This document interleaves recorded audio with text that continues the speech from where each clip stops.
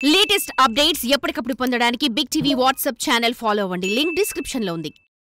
ఆ ఉమ్మడి జిల్లాలో గత 10 ఏళ్లు ఒక వెలిగిన బీఆర్ఎస్ పార్టీ ఇప్పుడు బాగా గడ్డు పరిస్థితిని ఎదుర్కొంటుందా? కారు పార్టీని వలసల టెన్షన్ భయపెడుతుందా?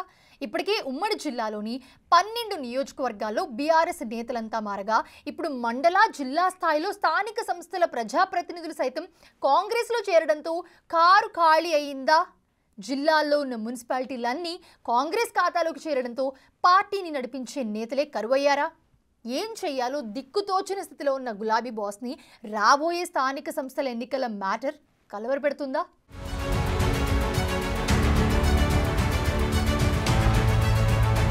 పన్నెండు నియోజకవర్గాలున్న ఉమ్మడి నల్గొండ జిల్లాలో కారు పార్టీ దాదాపు ఖాళీ అయినట్టే కనిపిస్తుందట.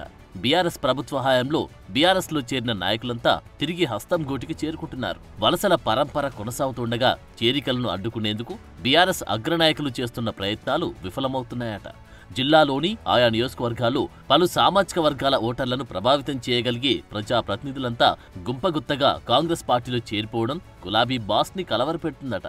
ఓ పక్క గులాబీ దళం రోజురోజుకి పడిపోతుంటే కాంగ్రెస్ పార్టీ మాత్రం గ్రామ, మండల, పట్టణ స్థాయిలో బలపడుతుండడం బీఆర్ఎస్ శ్రేణులను అయోమయంలో పడేస్తుందట. ఉమ్మడి నల్గొండ జిల్లాలో ఉన్న 2 లోక్సభ స్థానాల్లో ప్రభావం చూపగల బలమైన నేత తెలంగాణ శాసన మండలి చైర్మన్ గుత్తా సుఖేందర్ రెడ్డి సైతం బీఆర్ఎస్ పై విమర్శలు గుప్పిస్తున్నారు. ఇక ఆయన కుమారుడు గుత్తా అమిత్ రెడ్డి కాంగ్రెస్ లో చేరడం, తెలంగాణ డైరీ చైర్మన్ గా నియమించడం కూడా కాంగ్రెస్ పార్టీకి మరింత ప్లస్ గా మారిందట.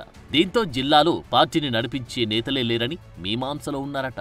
అంతేకాకుండా ఉమ్మడి నల్గొండ జిల్లాలో సూర్యాపేట మినహా అన్ని మున్సిపాలిటీలు కాంగ్రెస్ ఖాతాలో చేరాయి.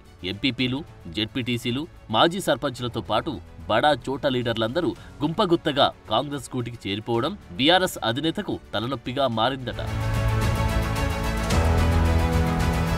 ఏం చేయాలో దిక్కుతోచని స్థితిలో ఉన్న బీఆర్ఎస్ కు స్థానిక సంస్థల ఎన్నికల్లో పోటీ చేసే నాయకులే కరువయ్యారనే గుసగుసలు వినిపిస్తున్నాయట.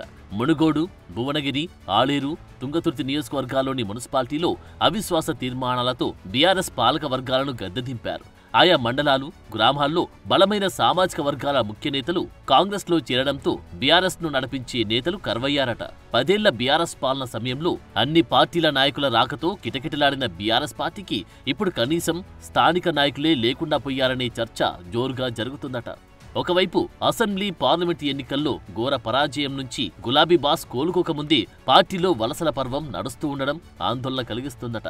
అన్ని చక్కబెట్టాల్సిన ప్రతిపక్ష నేత కేసీఆర్ ఫామ్ హౌస్ కే పరిమితమవుతున్నారనే విమర్శలు మూటగట్టుకుంటున్నారు. పార్టీ కార్యక్రమాల్లో ప్రత్యక్షంగా, పరోక్షంగా ఎక్కడ కనిపించకపోవడం ఆ వాదనలు మరింత బలపరుస్తున్నాయి.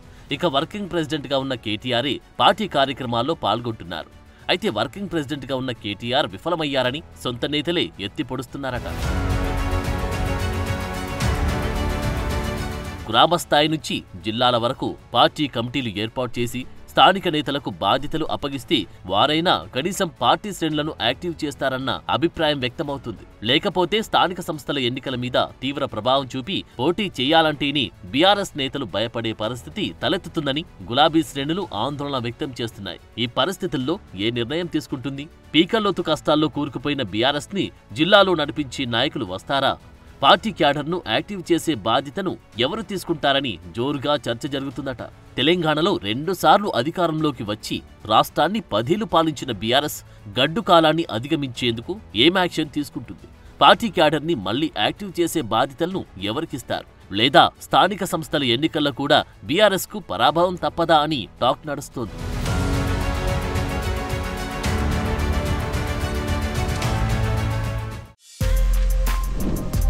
For more videos like this, subscribe Big TV channel.